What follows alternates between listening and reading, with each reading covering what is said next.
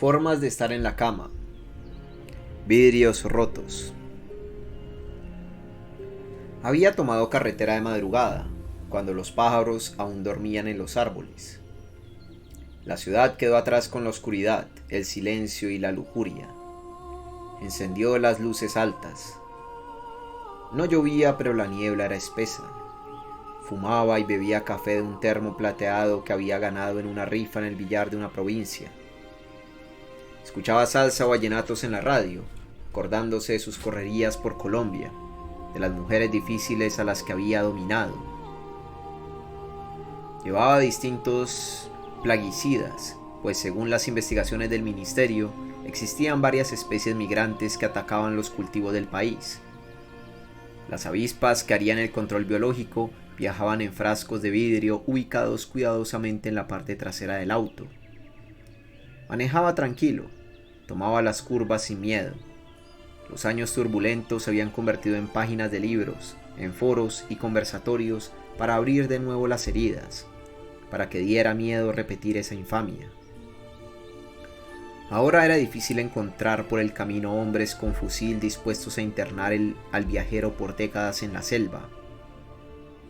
Este país lo hacía sentir más libre, como si aquí pudiera ser lo que verdaderamente era, tal vez por la influencia de su padre, lo que el instinto le dictaba. Por eso decidió quedarse. Le gustaban el clima, la cerveza barata y la paleta de verdes que habían aprendido a distinguir tras años de atenta observación. Disfrutaba especialmente, cómo negarlo, el cuerpo de una mujer mientras bailaba vallenato y las fiestas de los pobres, porque eran auténticas, caóticas, reales y furiosas. Las indicaciones para encontrar al líder de los cultivadores de yuca eran precisas. La niebla había desaparecido. El día aclarado. Apagó las luces y bajó las ventanas. Cuando entró en la carretera destapada, supo que estaba cerca. Solo había un camino para llegar a la casa. Pasó por una tienda desolada, con envases de cerveza vacíos dispersos en el suelo. El sol le sacaba destellos a los vidriecitos del camino, quizás rotos la noche anterior en alguna riña, que la tierra empezaba a digerir con paciencia. Reconoció un Guayacán a su derecha, a pesar de que no daba sombra ni estaba tapizado de colores. Adentro sonaban los frascos por el impacto del carro con las piedras. No se quebraban, las avispas habían alborotado con el calor. Tomó una bocanada de aire y se acodó en la ventana mientras fumaba su primer cigarrillo en ese pueblo. Allí lo esperaban como un brujo que aplicaría los conjuros de la ciencia para que creciera la yuca, que resistía mucho tiempo sin agua, pero sucumbía ante los estragos de un insecto. Los habitantes sufrían una crisis de fe tras la plaga de la yuca y el verano que los azotaba. Todas las tardes, estaban convencidos de que la lluvia llegaría una tarde, miraban al cielo con la esperanza de ver una nube negra, como un buen presagio. Durante meses solo encontraron el cielo despejado, el azul más doloroso que hubieran visto, el desconsiderado resplandor del sol que había secado el río. Parqueó el carro cerca de la casa. Golpeó 3 veces. Una placa improvisada sobre el marco de la puerta indicaba el apellido de sus moradores, Macuá. Le abrió una niña que lo miró con unos ojos muy grandes. El agrónomo sonrió sin mostrar los dientes y le extendió la mano. Edmund Bernhardt, enviado del ministerio. Sintió la pequeña mano que la niña a su vez extendió con un ligero temblor y retiró de inmediato cuando sintió un roce incómodo del hombre con la yema de sus dedos. Edmund le miró la prominencia del ombligo. Adentro varios hombres devoraban unos patacones. «Melanie, sírvele el café al ingeniero, muévale», dijo el mayor de los hombres. La niña entró a la cocina secándose las manos con un trapo viejo que colgaba de su cintura. Miró a Edmund de soslayo. El hombre se levantó de la mesa. Se presentó como vocero de los cultivadores. Edmund dio un saludo general a los demás. No respondieron. «Bien pueda, ingeniero. Lo esperábamos hace días. Mucho gusto. Salomón. No le ofrezco comida porque no hay. Melanie, a ver ese café». gritó el hombre. Melanie avanzó con la taza de café y la cabeza agachada. Edmund inclinó el cuello sutilmente para verle el rostro. Una mancha de grasa flotaba sobre el café. Muchas gracias, dijo Edmund con acento. El café fue servido de una olleta sin brillo. Edmund bebía de pie. Estudió detenidamente la pequeña casa. Varias fotografías colgaban en las paredes de la sala. Le llamó la atención la de un bebé de sexo indeterminado con la cabeza empapada y gesto de sufrimiento. Jugó a adivinar si era Melanie. Fantaseó. Comparó los rasgos del bebé con los de la niña que acababa de servirle el café. No logró determinarlo. Una voz lo sacó de sus cavilaciones. «Bueno, ingeniero, ¿cuál es el plan?» «Oh, el plan», respondió Edmund para ganar tiempo mientras organizaba sus ideas. «Todo parece indicar que no es una especie nativa la que ataca los cultivos. Primero, voy a la plantación a tomar muestras. Si comprobamos que no es de aquí, vamos a cubrir todos los frentes. Con el plaguicida eliminaremos los huevos. Con las avispas controlaremos los adultos. Estaré el tiempo que haga falta». «Si no es nativa, ¿de dónde es?», preguntó Salomón. «Ya veremos. Puede ser de muy lejos o de otro país de Sudamérica. En el ministerio estamos monitoreando varias especies que llegaron hace poco. Con razón no hemos podido acabarla y nos tiene las matas vueltas nada. No se diga más, ingeniero. Vamos ya mismo para allá». Salomón se levantó y dio un golpe a la mesa. Los demás hombres también se levantaron. «Claro, claro», dijo Edmund apurando el café. Salieron. Subieron al carro de Edmund. Salomón se sentó en el puesto del copiloto y bajó totalmente la ventana. Los Makua jóvenes se apretaron atrás. Las avispas se alteraron con el movimiento. Los cristales emitieron un sonido afilado. El vehículo arrancó. Salomón señaló hacia la derecha y tosió cuando entró polvo. El carro formaba remolinos al pasar. Las puertas de las casas estaban abiertas. Las personas maldecían y se asomaban con los ojos achinados, tapándose la nariz con los dedos, a ver quién era el que les ensuciaba las casas recién barridas. Salomón saludaba por las ventanas. Nadie le devolvía el gesto. Cuando el carro se alejaba, regresaban a sus mecedoras a pensar en nada, a dejar pasar el tiempo y a esperar la lluvia. Edmund miraba el paisaje. Pocos árboles, quebradas secas, casas maltrechas, animales flacos. Para él lo único chévere, le gustaba esa palabra, fue reconocer, al pasar, la letra de un vallenato que había bailado en el César o el Magdalena, y que sonaba lejos, acercándose y volviendo a alejarse. Miraba la carretera y esquivaba las piedras grandes. Por su mente pasaban las imágenes o le venía el olor de las mujeres con las que había bailado y con las que después se había batido entre mosquitos, cerca de una ciénaga, en un pastizal picoso o ahí, en el puesto donde iba Salomón.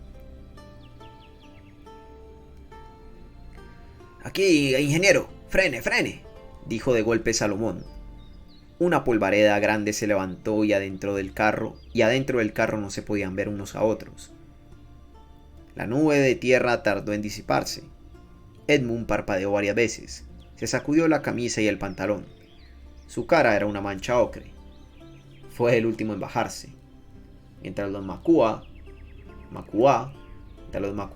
empezaron a adentrarse en una especie de cultivo, él sacó una agenda y un lápiz mordisqueado del bolsillo. Anotó unos números y unas letras. Lentamente aparecieron unos palos flacos y unas plantas descoloridas.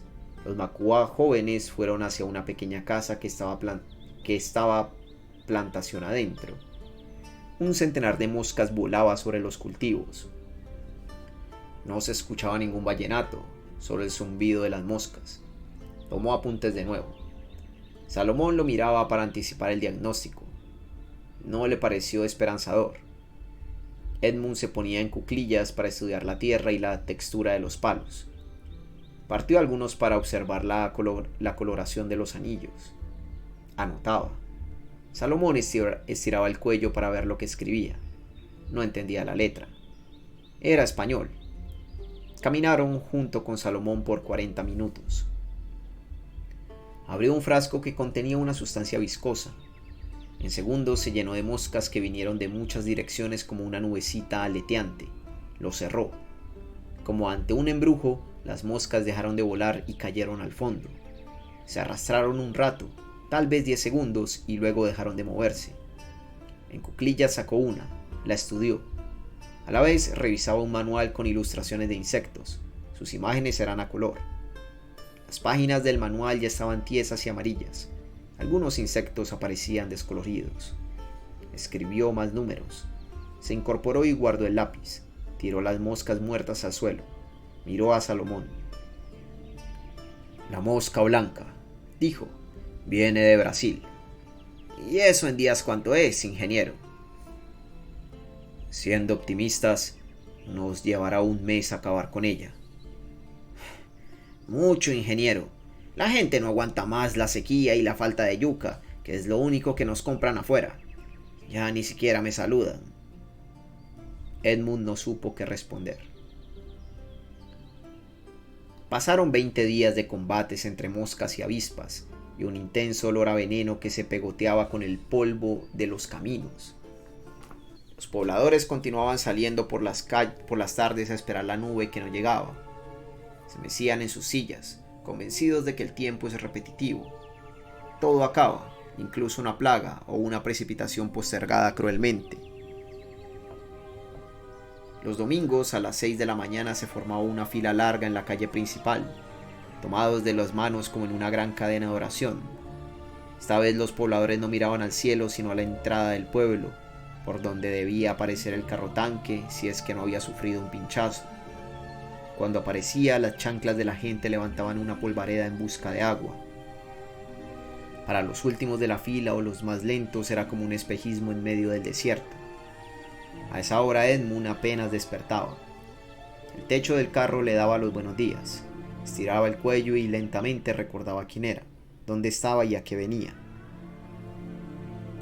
Los frascos donde antes estaban las avispas tintineaban como campanillas, y el asiento del copiloto emitía un clic al accionar el mecanismo para incorporarse.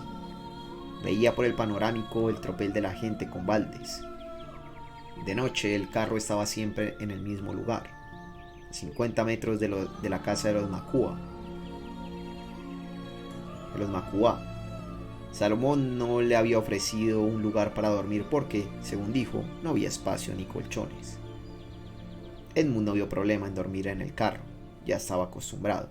Mejor así, sin incomodar a gente que la estaba pasando tan mal.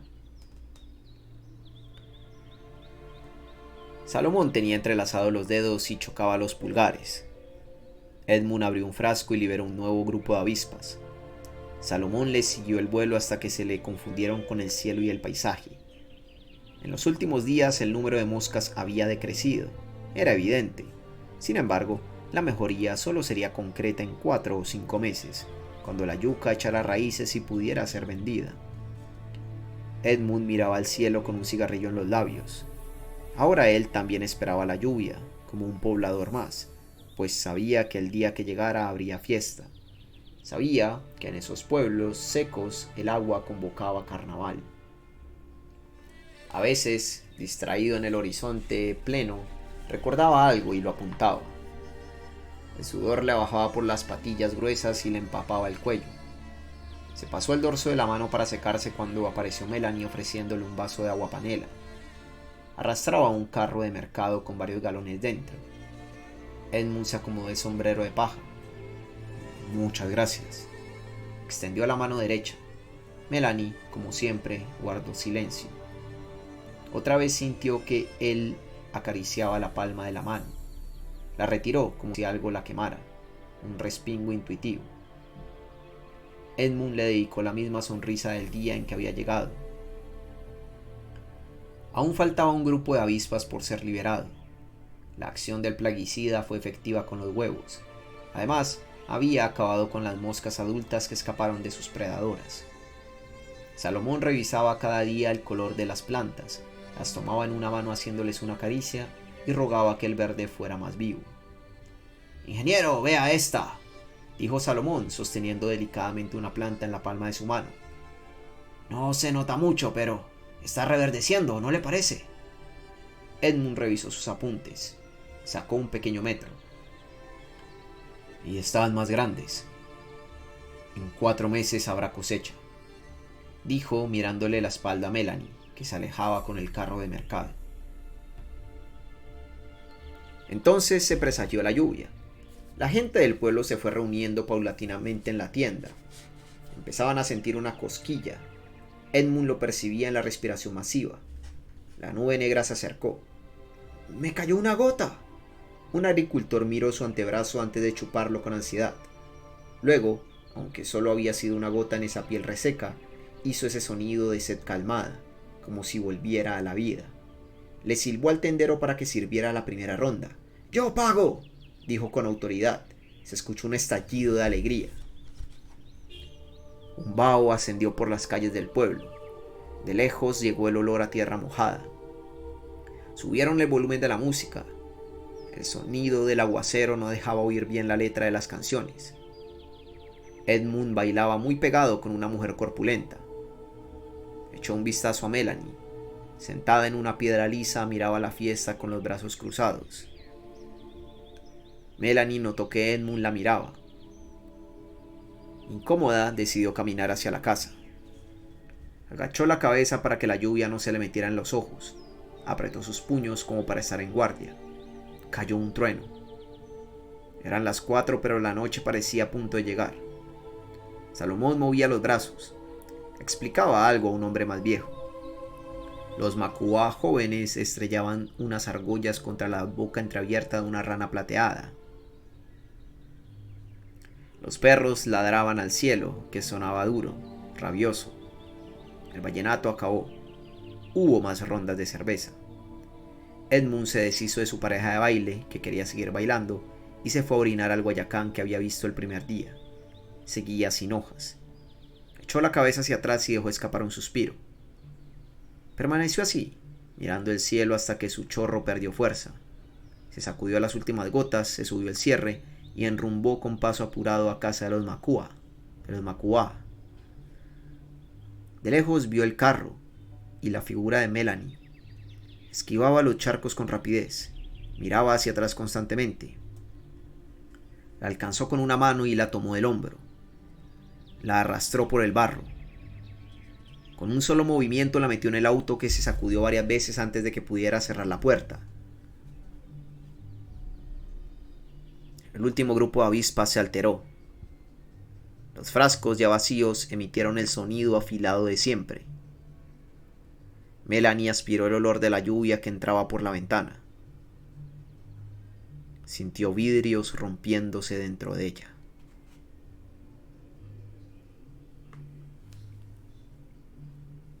Fin del relato. Joder. Wow.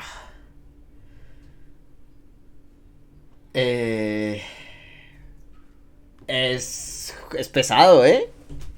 Es denso. Es un muy buen relato. Es un muy buen cuento. O sea, todo va como por una historia de la cosecha y las avispas, y de repente termina en... No sé si puedo decir la palabra sin que me fune YouTube. Pero bueno, sí, termina en una violación, pa. O sea, es jodidísimo, ¿eh? Es jodidísimo. Es jodidísimo. Y oye, tristemente es algo que pues no tan, obviamente no de un extranjero yendo a un pueblo, sino directamente justo de gente de pueblo. O bueno, de lo que sea, en general. Es una realidad, ¿no? El leer un enigma, sí. Es una realidad lo de... como adultos inescrupulosos y completamente dañados, pues... ¿Cómo sería la palabra? Le dañan la vida a una niña, básicamente. Creo que es lo que este relato, Vidrios Rotos, por eso se llama Vidrios Rotos, por esa frase final, nos quiere contar, ¿no? Nos quiere dar a ver, a entender, a expresar. Porque todo era como muy cotidiano, todo era así, un señor trabajando aquí y allá, todo era muy normal, no pasaba nada, era un pueblo X, era un señor, era un fulano cualquiera, trabajando en un campo cualquiera, ayudando incluso a que la cosecha volviera a revivir, a ser libre de esa plaga de moscas, ¿sabes? Y en medio de toda esta cotidianidad, pues, joder. Bien, un buen relato, con un final muy jodido y muy bueno, muy bueno. Espero que les haya gustado, gente. Y nada, nos veremos en la próxima con más de estos cuentitos de formas de estar en la cama, con estos relatos de formas de estar en la cama. Bye.